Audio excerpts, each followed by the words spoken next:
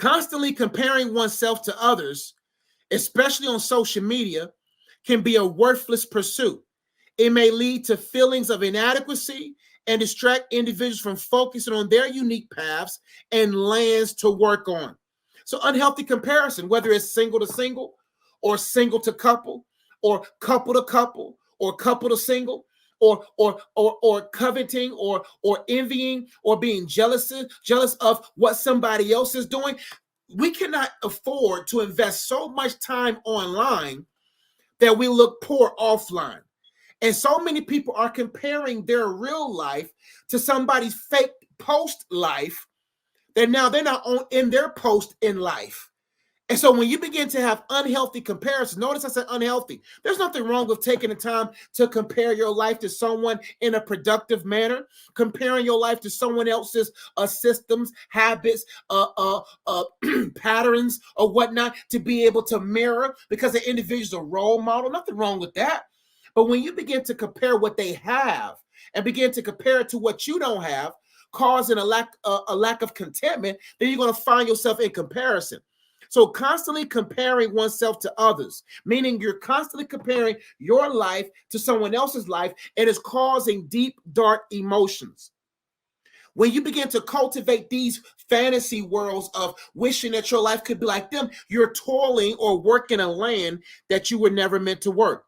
It says it may lead to feelings of inadequacy and distract individuals from focus on their unique path. My friend, God has gifted you your own unique path.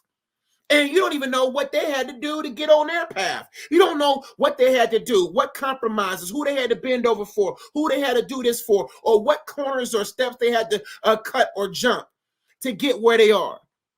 And so when you begin to think about you and God, you'll begin to work your land. You'll begin to work you and cultivate the skills you need to win. So who are you comparing yourself to? Distracting you from cultivating and working your own land. Number 3, worry, excessive, not excessive, but worrying. Excessive worrying about things beyond one's control can consume valuable mental energy that could be better directed towards problem solving and productive action. So many of us, we are in the worry fields. We're in the worry land. And we create these invisible. The mind is so powerful that the mind will create these scenarios. It will create these experiences that you feel in the moment. How many times, and I've been guilty of it, where we created this scenario and we made it so vivid and so real that we began to have real feelings and real stress responses towards.